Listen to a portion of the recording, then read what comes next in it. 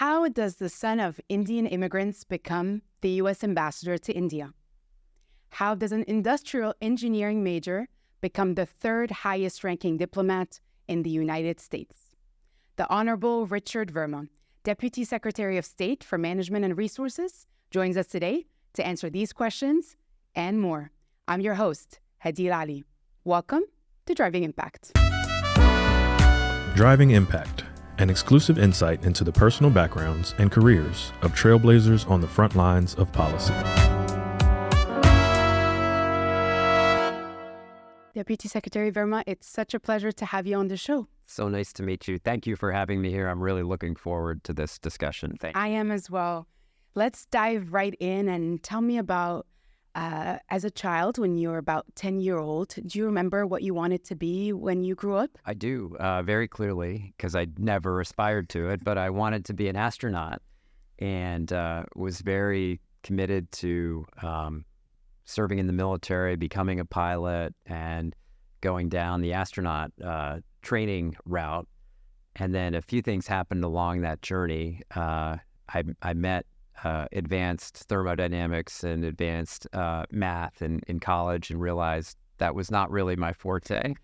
And I also started working in Washington on Capitol Hill about the same time when I was 17 or 18 and realized I had a passion for things kind of more connected to policy and international work and national security. And that's where I redirected my efforts. Was interested in it, was better at it, and frankly, it worked out in the right way. But that interest in space and that dream of being an astronaut was quite real. When I see and meet astronauts today, I tell them about how 10 or 11-year-old me wrote a letter to NASA asking what I needed to do to become an astronaut, never thinking I might get a letter back. And all the credit to NASA. They wrote me back a 2-page letter talking about the astronaut program and how you could qualify. So that was the initial dream. Do you still have that letter? I do, somewhere. I got to dig it up, but that's awesome. And you still have their response also? I do. I do. I don't think it's ever too late. If you ever want to think about maybe a second, third, fourth career, Yeah. Although, as my kids remind me, I get dizzy on the spinny cups at the amusement park, so I can't imagine actually getting into the space shuttle or a rocket and kind of headed out into space. But I have so much appreciation for what they are doing and really believe in the mission. You talked about ending up in Washington. So let's go backwards. Your parents immigrated to the U.S. from India in the 60s, and you talk about how your father arrived in the U.S. with $14 and a bus ticket. You end up in Johnstown, Pennsylvania. What was that experience like growing up there? Yeah, I could write a book that is titled $14 and a Bus Ticket because that story resonates with so many people. I've told that story hundreds of times across the country. And my dad has told that story to us so many times growing up. Sometimes it was $14, sometimes it was $22, but you get the point. He showed up, started over, like millions of other immigrants do, leaving a lot behind. And he had a fellowship, a Ford Foundation fellowship to the University of Northern Iowa. So that bus ticket took him from New York City to Iowa. I'm going to go back this year, 60 years after he graduated, and got his master's degree. Master's led to PhD. And his first teaching opportunity was in the University of Pittsburgh system in Johnstown, which is where we grew up. And it was a great experience. But also, again, like tens of millions of other immigrants, it was also a hard experience because you're the first. We were the first Indian American family. We moved there in 1971. I was two and a half years old when we got there. And it was this perfect blend of Indian cultural and religious and ethnic traditions, but I was playing baseball and football and ice hockey and, in the Cub Scouts and Boy Scouts. So it was this perfect blend. But you're also starting over on your own. And I think about that a lot when I think about how people describe either South Asian or Indian immigrants and being in the top 1% of the United States, and they're all the CEOs and business leaders. And I remember back to our story, which was not that. It was 5 young kids, 2 school teachers trying to make it work with no safety net, and how hard that can be, and how important it is to speak out for people who are trying to make it and trying to commit themselves the way my parents did. And so that's been an important lived experience for me and my family. It's also been an important commitment for me when I go speak to diaspora groups to make sure we're not just talking to the 1%, that we are talking to everybody. And that's how my dad was. Like, whether you were a taxi driver in New York or the, executive of a company, he treated everyone with the same amount of respect, same amount of curiosity. And I've tried to carry that on as best I can. It's so important to hear about all those stories. And Right. You're absolutely right. Those stories of, immigrants that come to the United States. There's a lot of diversity in terms of those stories. And I think we typically only hear about some of them. Correct. It's so important, like you said, to hear about. Or sometimes I think we forget about how hard the journey is.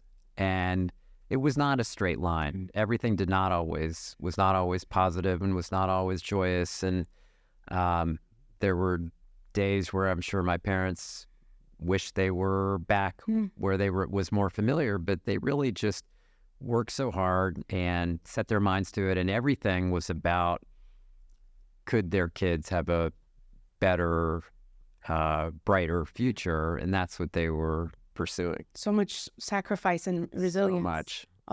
That's it. Along the way. And you talked about that balance between holding on to culture, traditions, but also wanting to fit in and do things that are classically American. Yeah. We have a beautiful picture of you here playing baseball.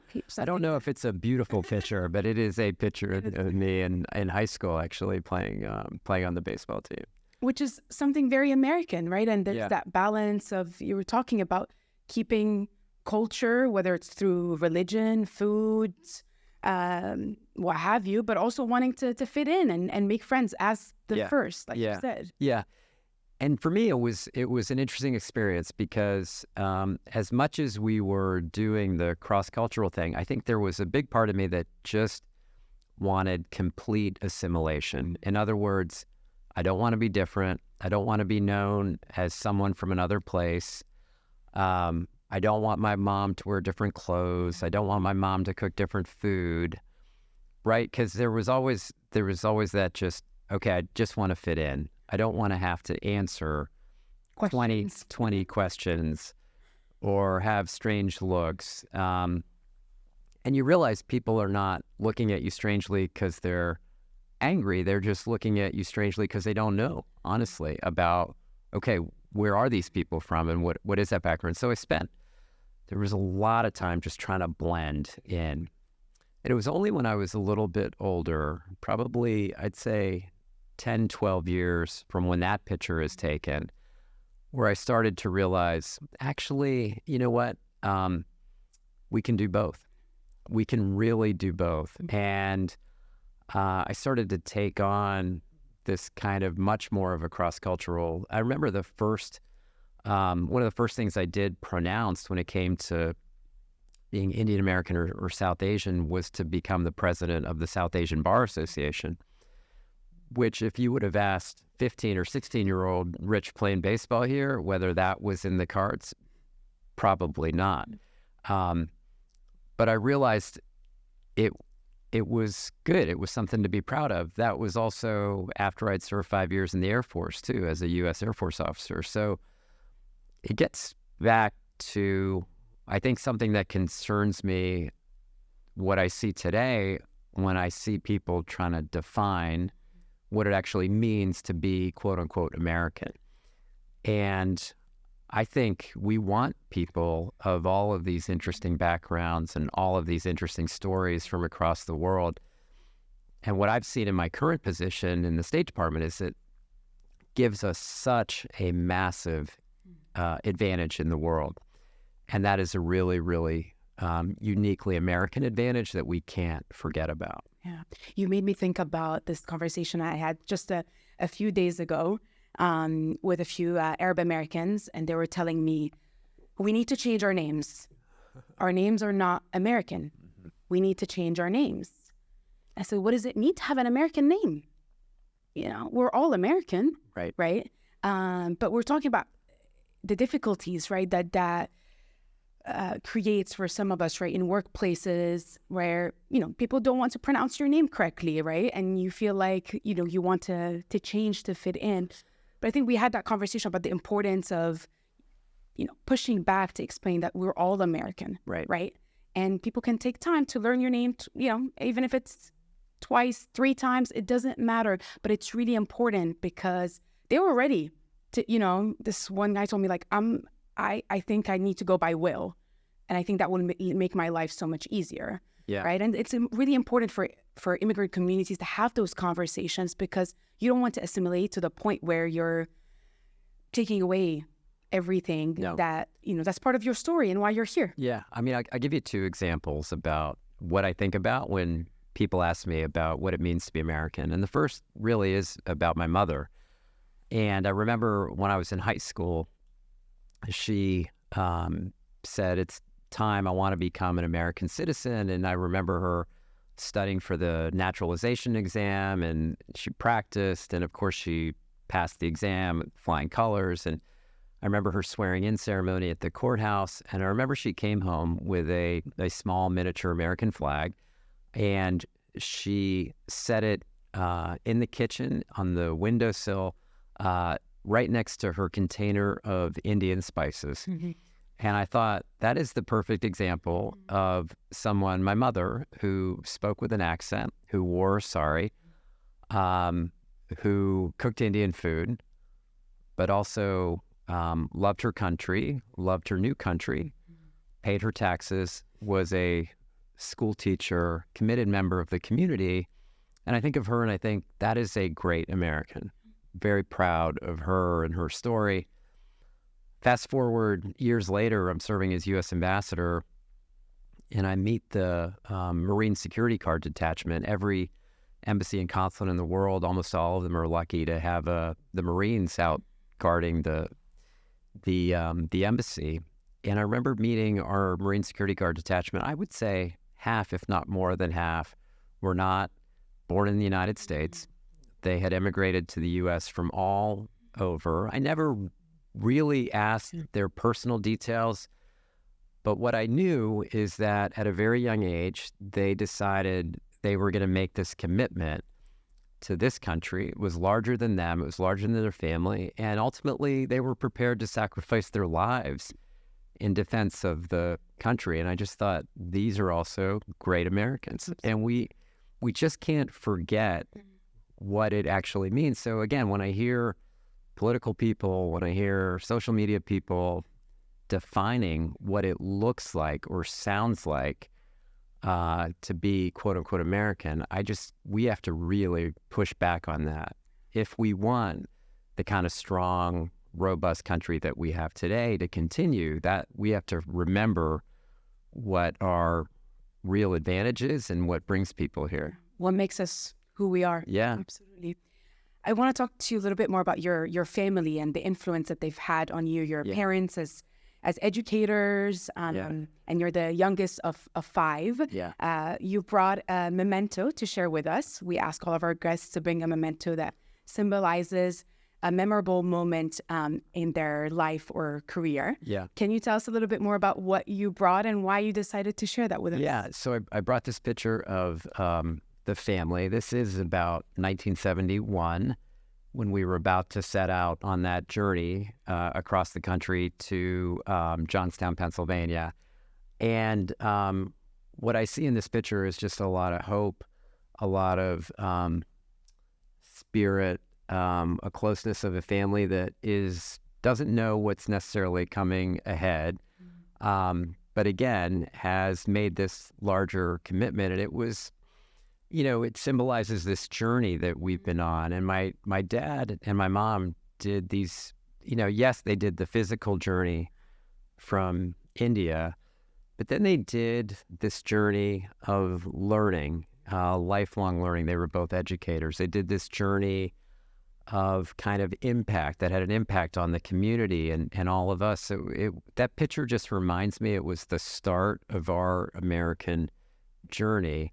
And I keep that picture in my office. And it's just whenever I'm having a tough day or I think I'm having a hard day, or things don't seem particularly bright, I look back at that picture and it gives me the kind of hope like, okay, they got through a lot. We can certainly get through whatever I might think is giving me a challenge on a particular day. So it's a very kind of hopeful picture to remind me that, they work so hard. I can do a similar thing and try to live up to what they did. Now having two Indian school teachers as your parents was also not the easiest thing in the world. I remember coming home with my report card, like 8th or 9th grade, and it was all A's and an A-. I was like, oh, this is great. And I remember my dad pulling me aside and he said, so what happened with the A-? What, anything you need to talk about, or is everything okay? So let's just say the standard was set pretty high. That's probably certainly one of the values that you learn at work. Exactly. Ethic, right? Yeah.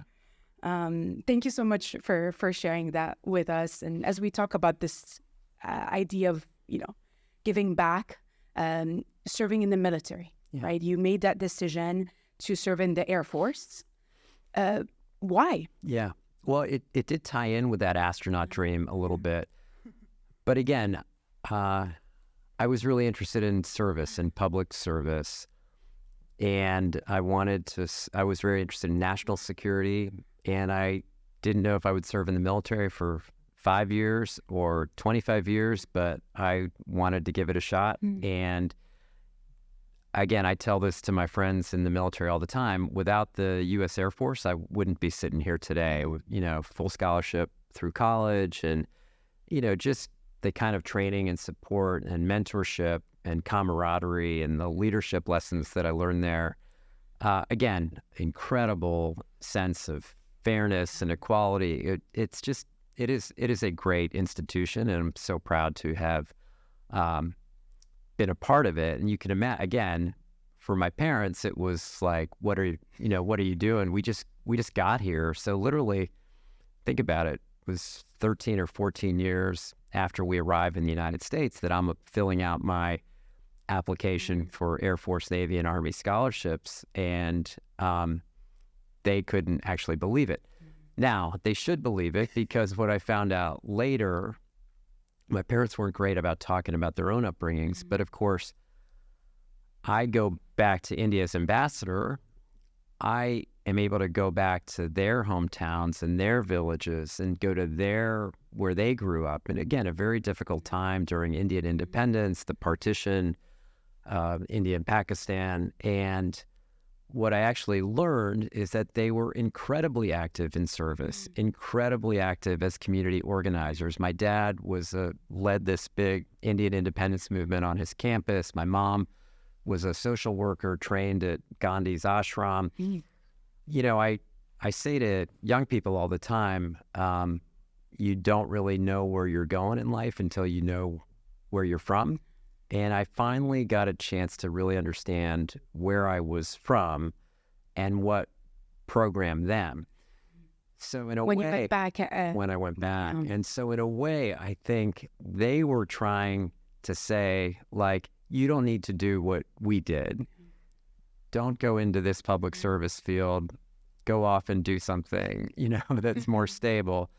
But clearly, this interest was not too distant from their own commitments to service when they grew up. And that's what I only discovered later in life. I would love to talk to you more about that.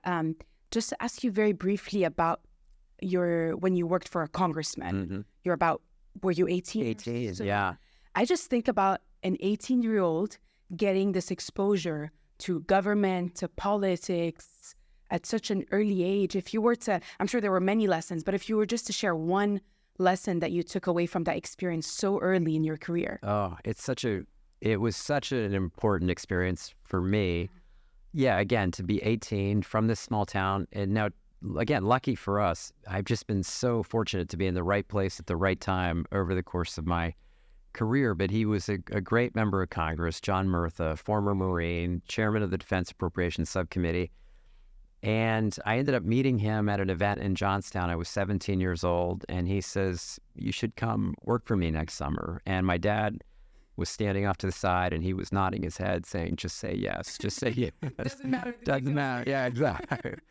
And next thing you know, and I remember my work started on Monday, and my mom made me practice riding the metro I was staying at Catholic University, from Catholic University to Union Station. We walked to the Rayburn building in the House of Representatives, and then walked back just to make sure I was going to be there on time, but totally transformative experience. I will also tell you, that was 1987. I will also tell you it was a time, and I remind people today, when people could really seem to be able to work across the aisle and solve big problems. So I remember, again, being 18 and seeing Ronald Reagan's defense secretary come into the office, sit down, work out the defense bill. The next year, or 2 years later, I guess it was Dick Cheney was the Secretary of Defense coming into the office. And it just reminded me, when I think about some of our challenges in foreign policy and national security, sometimes I wish we could get back to that period where we're playing the game between the 40-yard lines, right? And we're not at these kind of extreme ends of the field, because that's my experience growing up, is that leaders used to be able to get these hard questions about our foreign policy and national security for the good of the country and kind of set politics behind. So it was transformational for me in so many ways, personally and professionally. And I'm sure you took so many of these lessons with you. You were mentioning, but you became the U.S. ambassador to India in 2015. Not an easy time to become the U.S. ambassador to India. We have a picture here of my swearing in ceremony. It's December 2014 with Secretary Kerry and then the ambassador Taranjeet Sandhu. Yeah. It was such a tense time, right? And you think about there was a lot of work that you had to do to enhance bilateral cooperation. What was your mindset like at the time? Yeah, it was, look, U.S.-India relations have been, I would say, up and down over our 77-year relationship since independence. I think what we didn't know is what kind of relationship President Obama and Prime Minister Modi would have. Mm-hmm. Turns out they had a very good relationship, and we were able to ride that wave, frankly, of cooperation between the two of them, which opened up all these new pathways of cooperation in defense, in trade, in people-to-people ties, in health, and education, and so much more. And again, in fact, I took great advice from Ambassador Sandhu, who said, make sure you get out of New Delhi and get around the country. So I took that advice and really doubled down on it. I went to every state. And you were the first ambassador to go to all 29 states. First ambassador to go to all 29 states, which was an incredible experience. See what Americans of all kinds, of all ages were doing across the country to tell our public diplomacy story, and also learn about some of the challenges that people were facing. So again, professionally and personally, we had an incredible experience. We had, again, progress on bilateral ties. I was able to go back and learn about my own family's history, and it's hard to find a better professional experience, and my family was there with me. So I just am so grateful for that opportunity that the president bestowed upon me. I thought it was so important to hear about you going to all states, right? When you think about this idea of diplomacy, right? It's all about people to people, right? Making people feel seen, heard, right? So I really appreciated, hearing that story and how much it impacts people, right? To go shake their hands, hear their stories. Right before we started our conversation, you asked me, tell me about you, right? How much that people remember that, right? You might forget, titles, and, accomplishments, all of that, but we don't forget how someone made you feel. Well, the other thing about serving as an ambassador, which surprises people, is that there is really no job description, right? It's not as if you, like, here are the 10 things you do each day. You show up in the Capitol with a letter from the president. You present that to the head of state in India.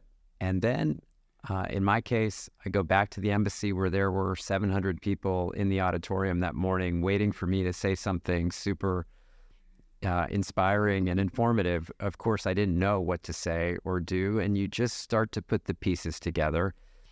And I am reminded very much of the conversation I had with President Obama, sitting in the Oval Office with him. He asked me, a question, then he gave me a piece of advice. He said, how do you think it's going to be being Indian American going back to India? I said, well, it's a big job. It's our second largest mission in the world. If you think, I said, you should send someone who can do the management piece, the security piece, the trade piece, the economic piece. He said, don't worry, you got that. And I said, well, then I think being Indian American is probably going to be an advantage because we are one generation away from the lived stories that everyone there is going through. And if it helps make a connection to people, or again, show up in places that maybe others wouldn't have shown up, hopefully that's a plus. And I think it was a plus, but you've got to be able to demonstrate that you can do the fundamentals of the job. And we tried to do that. The other piece of advice he gave me is, in the grand course of history, you were there for but a blink of an eye. And he said, so keep your expectations modest and make it better for whoever comes after you. And that always stuck with me too, that this is a finite period of time. We can do our little part, put the relationship in better shape for whoever comes next. And we tried to do that. So we kind of set out with, I think, modest expectations, but we had a public diplomacy view, a security view, trade view, and we tried to put those building blocks in place. I want to make sure to show our audience this picture that, you talked about going back, right? And seeing that through line when you went back. And this is a photo of where your mom and grandmother grew up in India. Yeah. How did you end up there? Well, it's a great question. We, frankly, we went and we knocked on their door. and of course, when we show up, we don't show up small. So we showed, there were a few hundred people outside when we knocked, but they couldn't have been more gracious. And I went there when I was 5 years old with my mother to visit my grandmother, and then hadn't been back until this year. This would have been 2015, I guess. And it was a very special moment. Again, reminded me of the very humble beginnings of how they started. And you can't ever forget those roots. I was able to also go on that same day, go to the school where my mother and grandmother taught, which is a girls' school in an impoverished area of Punjab, which still very much exists today. And I went and met the young girls at the school. So much hope, so much promise. But was even more interesting, after that, there was a small reception. And a number of women came out, now in their 70s, probably 80s, and they came out and they, squeezed my cheeks and they said, without your mother and grandmother, we would not be here today. They were the ones who told us about the importance of staying in school and studying and working hard. And it reminded me about impact. And when I think about, yes, we do this really neat work at the State Department that we think we're having this global impact, and we show up at summits and we show up at all these kind of fancy meetings.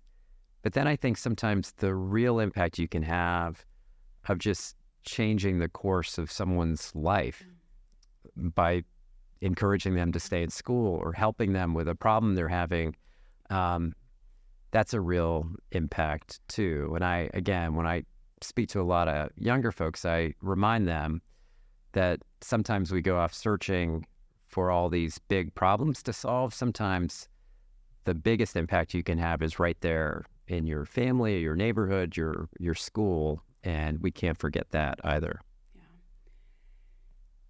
Yeah. All of this takes us to today, right?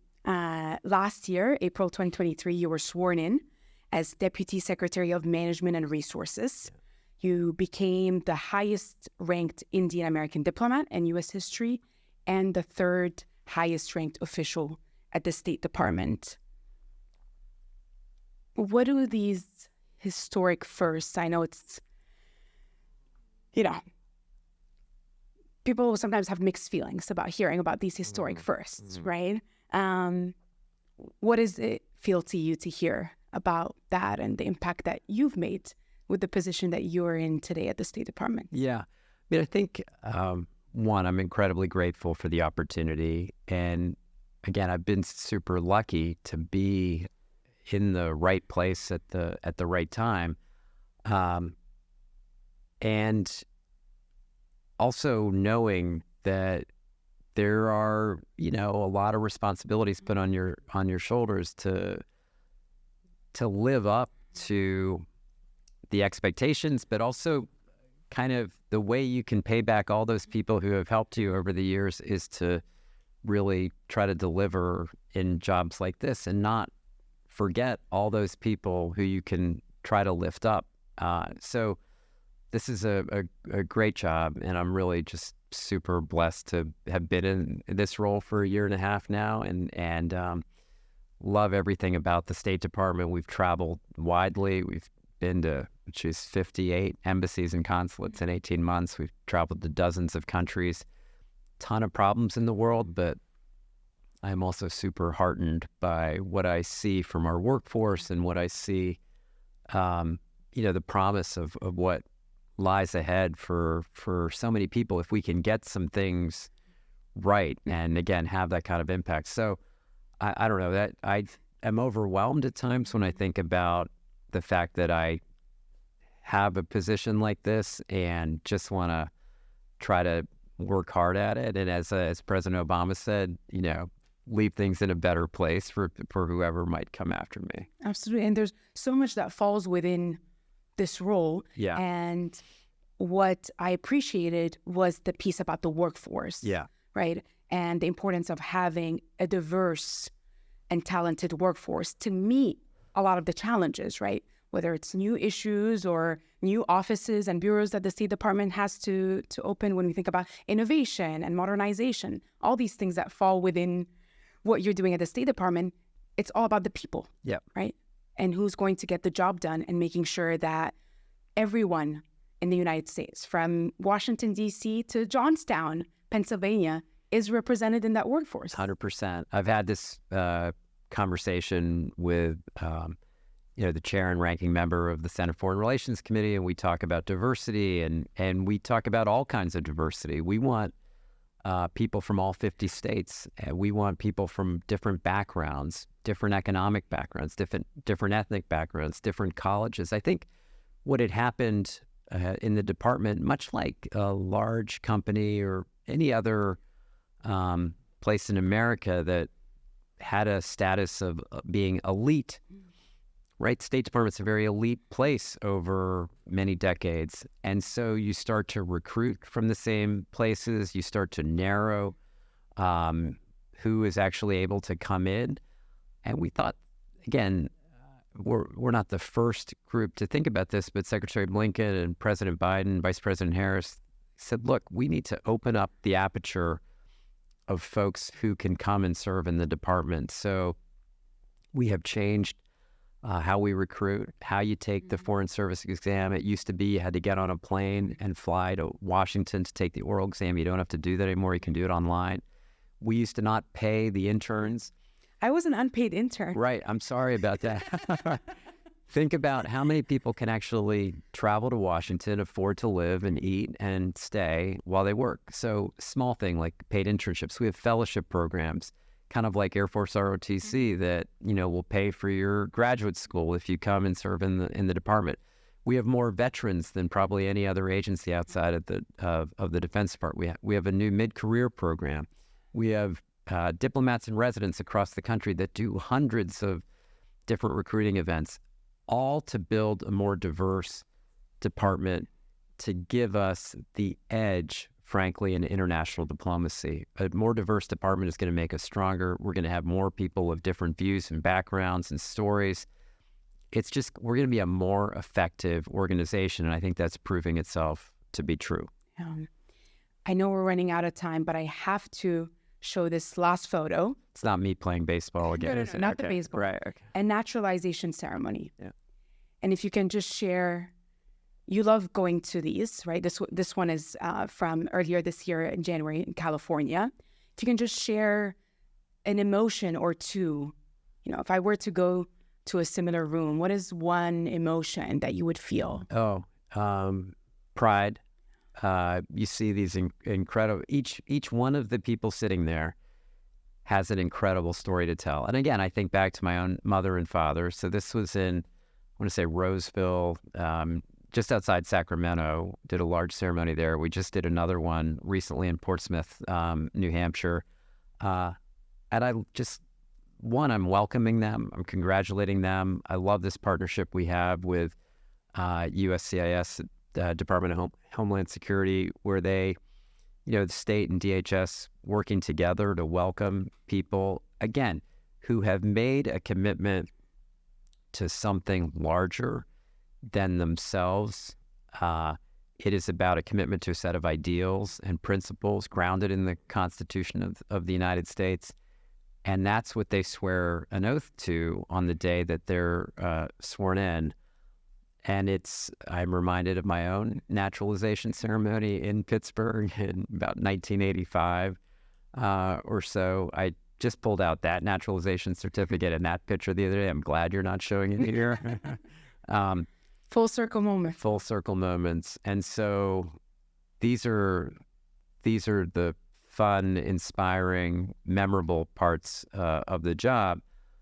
But the people who deserve all the credit are the ones sitting in the rows out here who many times have really difficult backgrounds in terms of journeys that they've taken just to get here where they are. They work so hard. They take so much risk. Many of them have left lots of family behind, again, in order to come here, work hard, and play by the rules and contribute. And so these are great moments and incredible ceremonies to attend. Yeah, each one of them has a unique story. Deputy Secretary Verma, to close out our conversation, I'd like to ask our guests 3 questions every episode of Driving Impact Rapid Fire. Uh-oh. Can we do this? We can try, yes. Okay. I'll do the best I can. Okay. What are 3 words you would use to describe your career? Okay, lucky, as I mentioned, global, because I've focused on international things, and I guess learning and just realizing how much I don't know at each step of the way, and I've had to learn a lot. In your opinion, what does it mean to be American? I think it's that commitment to something beyond ourselves, to that quest to form a more perfect union, and to live up to the social compact and shared values that we all have about this country. And that's what it means to me. And what is giving you hope right now? Oh, so much, honestly. When I go around the world and I talk to folks, whether American or foreign audiences, I go through the list of challenges that we have, and there are no shortage of global challenges. But then I talk about the way people are living longer and we're more connected. We are learning more. I am incredibly hopeful. If we keep working together, if we keep remembering about America's role in the world, if we treat each other with respect, if we listen to each other, there's just some basic things we have to keep doing and continuing to stand up for all those people who are trying to make it, just like we were trying to make it here in the early 60s and 70s. So I'm incredibly hopeful about the future, and I think the future is quite bright. Thank you so much for sharing your story with us. I really enjoyed our conversation Thank you so much. Thanks for what you're doing and for highlighting these stories. Again, I'm here because so many people came before me, but I appreciate you giving me this chance to talk about my story and my family's story. Thank you for being here. Thank you. You heard it yourself. Deputy Secretary Richard Verma, the son of Indian immigrants who rose from small-town Pennsylvania to the highest ranks of U.S. diplomacy, a testament to the power of possibility. His service-oriented career truly embodies what it means to be American. Thank you for tuning in to today's conversation. You can find more episodes of Driving Impact on YouTube or wherever you listen to podcasts.